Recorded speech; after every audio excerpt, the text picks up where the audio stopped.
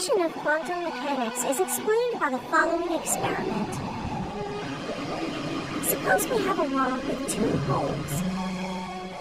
Suppose we shoot marbles at it, 1 marble at a time.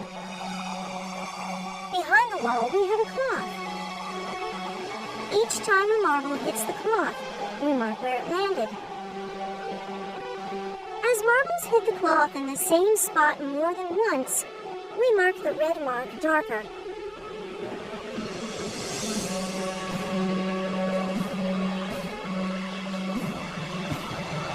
Some marbles make it through the holes by bouncing off at an angle.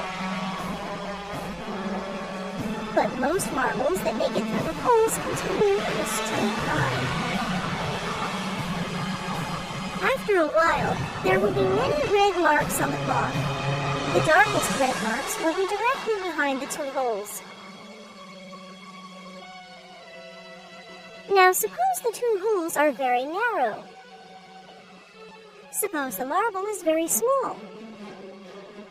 Now the result is very different.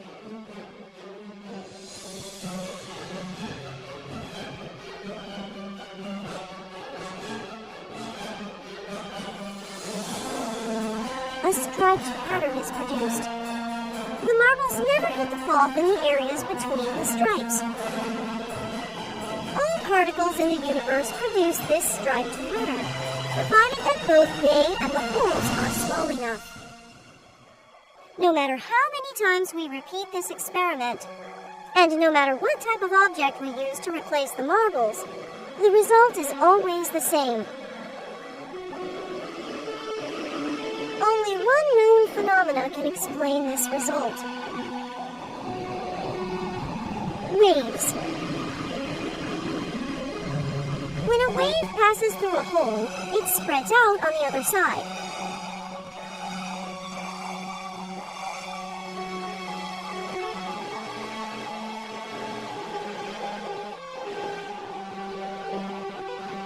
If there are 2 holes, 2 waves are produced.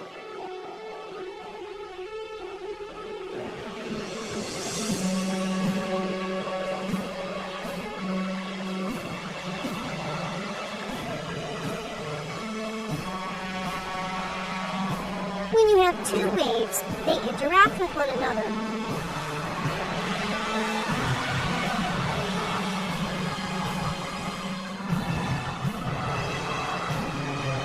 In some areas they strengthen each other, and in other areas they cancel each other out.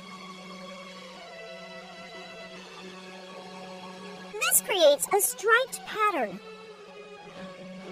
This is the exact same pattern that we saw before. This means that all objects really behave like waves.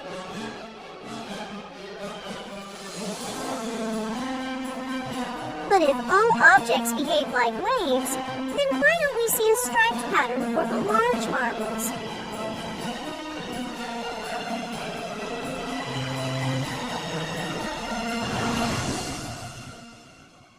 Large objects have much more energy than small objects. Waves have more energy by having a higher frequency.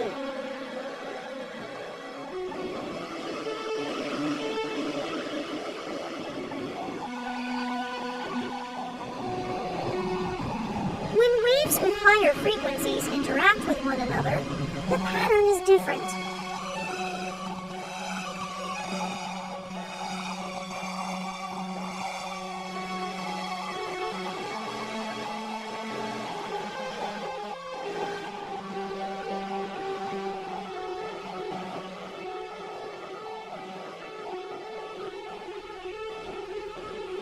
Objects have more energy, and they therefore behave like high-frequency waves.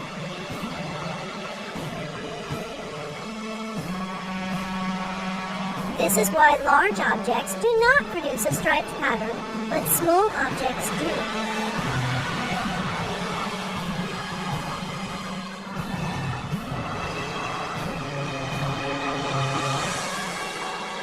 But there's still a problem. For a wave to produce a striped pattern, each wave must simultaneously pass through both holes, so that there will be two new waves that interact with one another.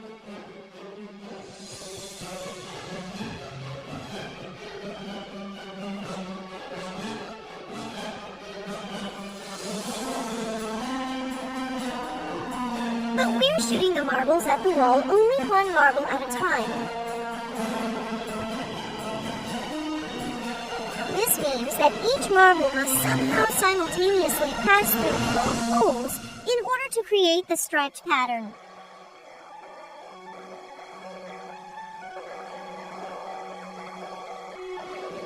Let's see if this is what actually happens by blocking one of the holes.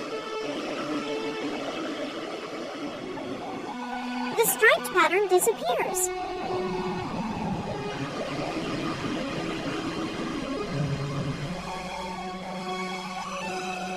Most of the marks are now directly behind the one open hole.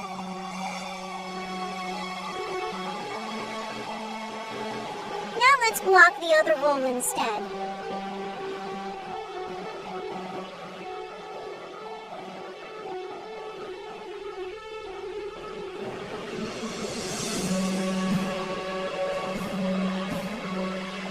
Again, the darkest lines are directly behind the one open hole.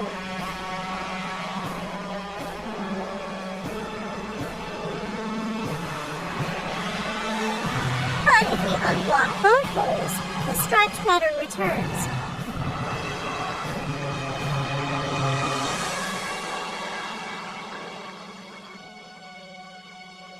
Areas that were hit many times when one of the holes was blocked are now never hit when both holes are open. This means that each marble really does have to simultaneously pass through both holes to produce a striped pattern. Let's test this by putting a detector in front of each hole.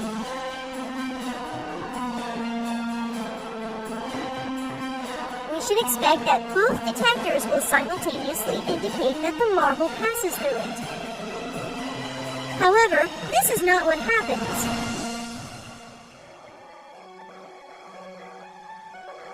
Each marble only passes through one detector or the other, but never both. Also, once we place detectors in front of the holes, the striped pattern disappears. Now the darkest lines are directly behind the two holes, just as when we blocked one hole at a time. Let's try putting a detector in front of only one of the two holes. It turns out that having even just one detector has the same effect as having two detectors, and causes the stripe pattern to disappear. Any attempt to discover which of the two holes the marble passes through forces the marble to pass through one hole or the other, and not both. One detector has the same effect as two, because once we know if the marble passed through one hole, then we also automatically know whether or not it passed through the other one. A marble goes through both holes only when we are not trying to find out which hole it went through. But when we do try to find out, the marble goes through only one hole or the other. So what if we place detectors in front of both holes and just close our eyes and not look?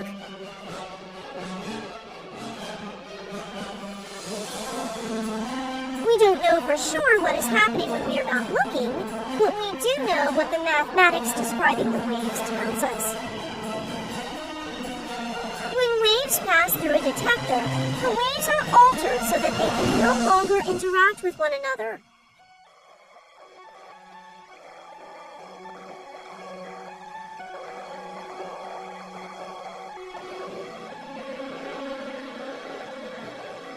This means that the striped pattern will disappear even if we are not watching it. The detectors will cause this to happen on their own. However, the mathematics also says that each wave still simultaneously passes through both holes, even with the detectors present. But when we open our eyes and look, we always see the detector indicating that the marble passed through only one hole or the other, and never both.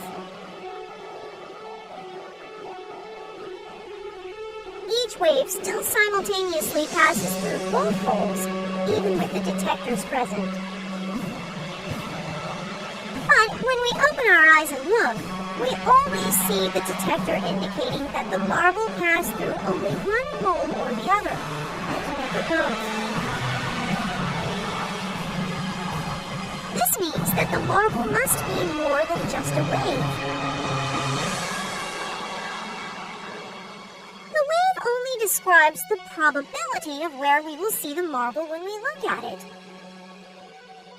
The probability of the marble being at a particular location is given by the wave's amplitude.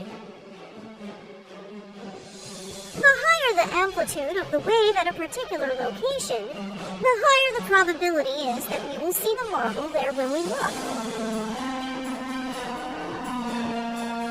This means that we can never simultaneously know both the position and the momentum.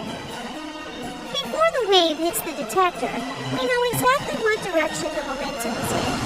However, we know nothing about the object's position.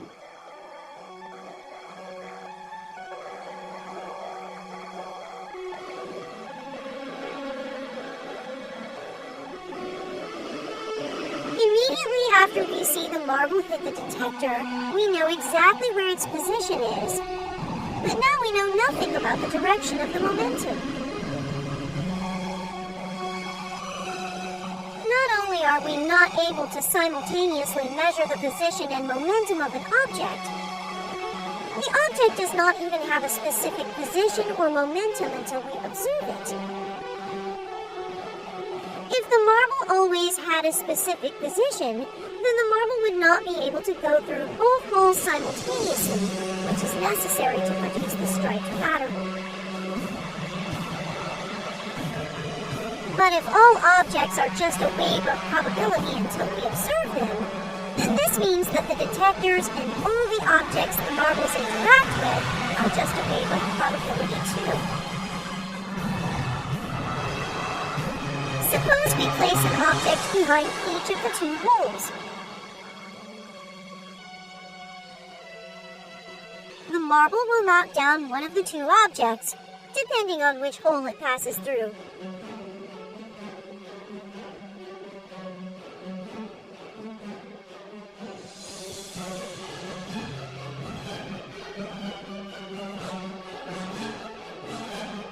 If we close our eyes and don't look, then the wave of probability passes through both holes, and each object being knocked down also becomes a wave of probability.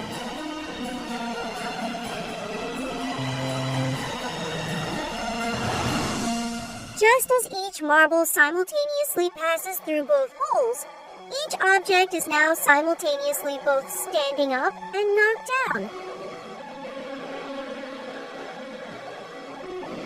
No matter how long we wait after the marbles have hit the objects, each object will continue to have a probability of still being in the standing position. And each object will also continue to have a probability of being in the knocked down position. According to the mathematics describing the probability waves, neither outcome is certain. It's only when we open our eyes and look that we see only one outcome or the other.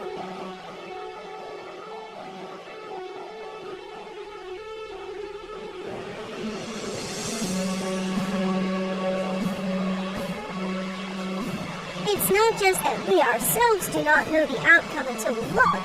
It seems that even the universe itself does not know which object is standing up and which object is knocked down until we actually open our eyes and observe the results. To explain why this is the case and what this means about the fundamental nature of our universe, let us talk about spin. The direction of the spin of a particle can be described by an imaginary arrow. Particles spinning in opposite directions will have their arrows pointing in opposite directions.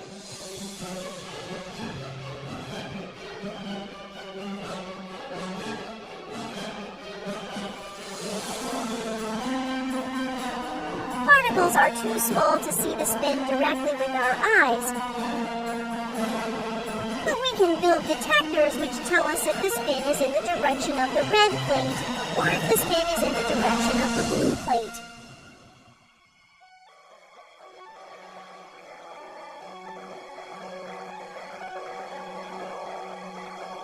Suppose we think that we already know the spin of a particle ahead of time, because we have measured it previously, and we line up the detector with this direction. The detector will always give us the same result we measured previously. But if the spin we measured previously is not in the same direction as the detector, then the act of measuring the spin ends up changing it.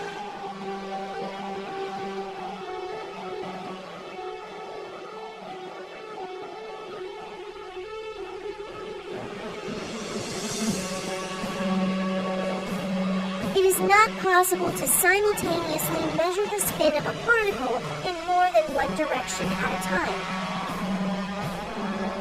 If we want to know the direction of the spin in the horizontal direction, then we need to rotate the detector.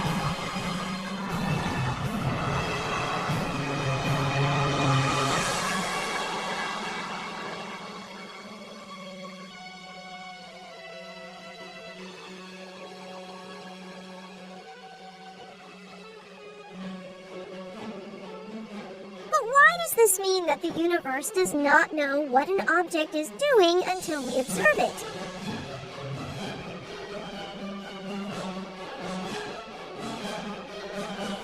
The answer lies in the fact that we can produce pairs of particles that always spin in opposite directions.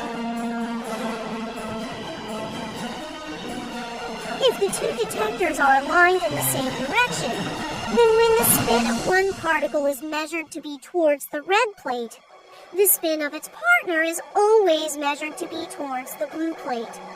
This is true 100% of the time.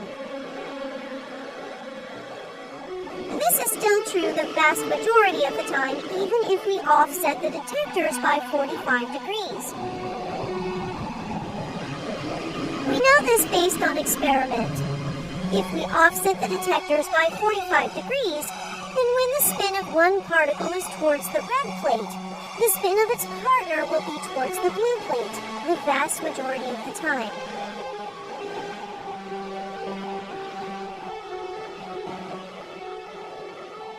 Suppose the two detectors are perfectly aligned with each other, and they are both in the diagonal position. Does the universe know ahead of time that the first particle will be measured to be towards the red plate, and that the spin of the second particle will therefore be towards the blue plate?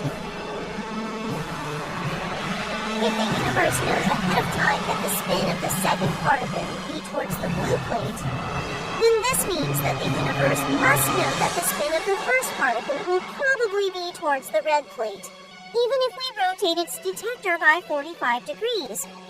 Either into the vertical position or into the horizontal position.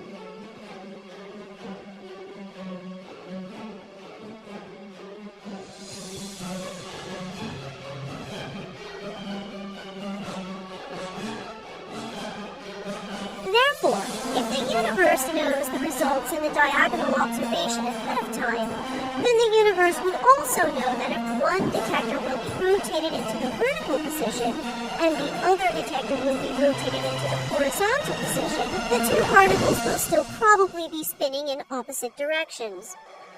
But when we actually do the experiment, this isn't what happens. When the two detectors are offset by 90 degrees, there is no correlation between the measured spins of the two particles. When the two detectors are offset by 90 degrees, the spins of two particles are just as likely to read in the same direction as they are to read in opposite directions. Therefore, if we start out by assuming that the universe knows ahead of time what the measurements will be, this leads to a contradiction. Assuming that the universe knows the answers ahead of time implies that most of the time, the measured vertical spin of one particle must be in the opposite direction of the measured horizontal spin of the second particle. But we know that this is not the case. The apparent implication is that the universe cannot know ahead of time what the measurement of the spin will be, and the universe makes up its mind only when the spin is actually observed. The apparent implication is also that when the spin of one particle is measured, it sends an instantaneous message to its partner to spin in the opposite direction. If each particle makes up its mind about what direction it's spinning only when it's observed, then we need this instantaneous message from one particle to the other in order to guarantee that the two particles will always decide to spin in opposite directions when the detectors are aligned.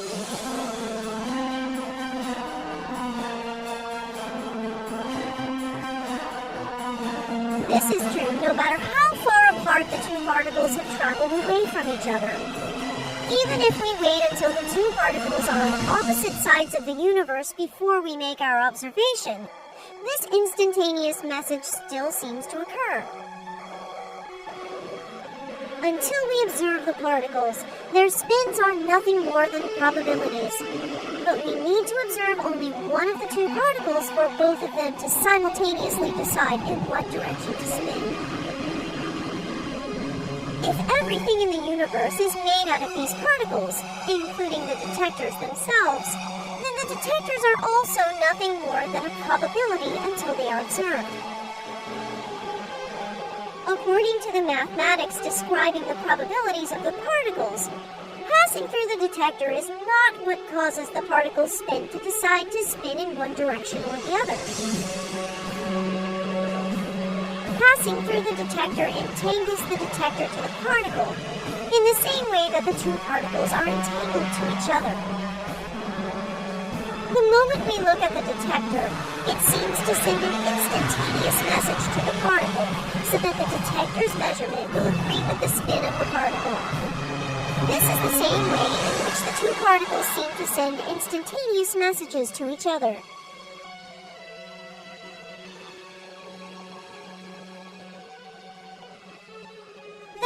Possible explanations as to what's actually happening and how to interpret these results, and this is a matter of considerable debate. But if we really do have these types of instantaneous messages, which are faster even than the speed of light, then this creates an interesting situation with Einstein's theory of relativity. According to Einstein's theory of relativity, different observers will disagree about which of two events happened first, and no observer is more correct than any other.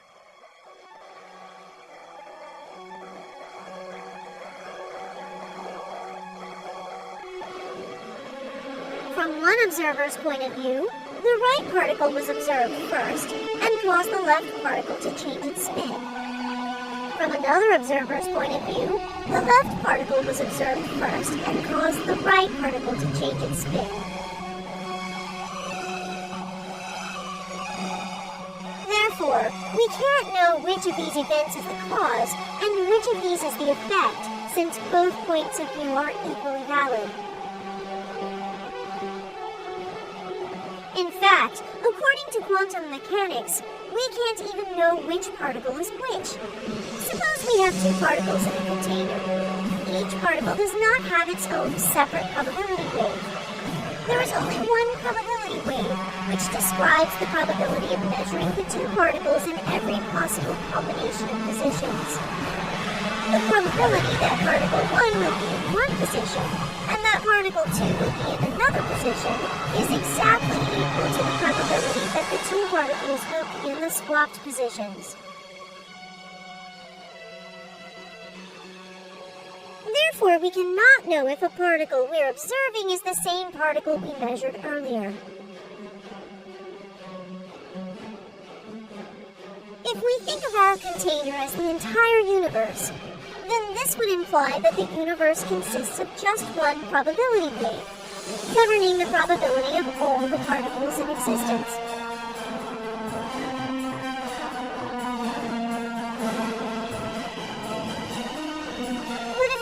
ourselves are made out of these exact same particles, then why is the act of us observing something so fundamentally different from everything else in the universe? This is one of the greatest unsolved scientific and philosophical mysteries of all time.